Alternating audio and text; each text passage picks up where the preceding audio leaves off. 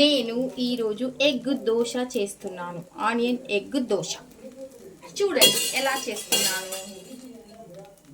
ఓకేనా. తర్వాత కొంచెం ఇది పండు మిర్చి పచ్చడి బాగుంటుంది. టేస్టీ ఉంటుంది. తింటుంటే పుల్ల పుల్లగా ఎంత బాగుంటుందంటే అంత బాగుంటుంది.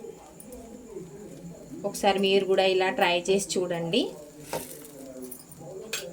తర్వాత ఆనియన్స్,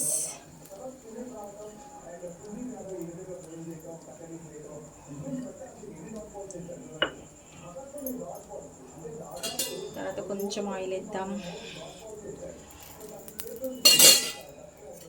ఎగ్ వేసేద్దాం ఇప్పుడు.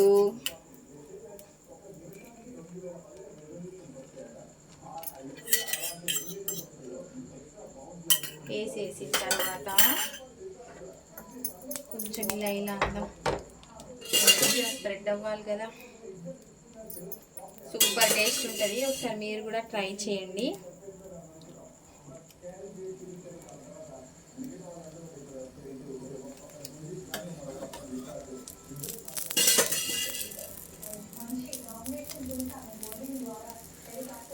ఎలా ఉంది? బాగుందా?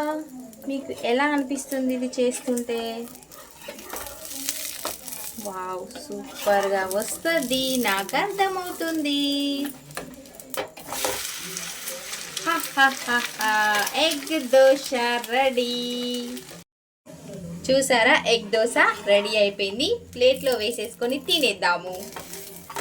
ముందుగా స్టవ్ ఆఫ్ చేసేద్దాం ఇక్కడ.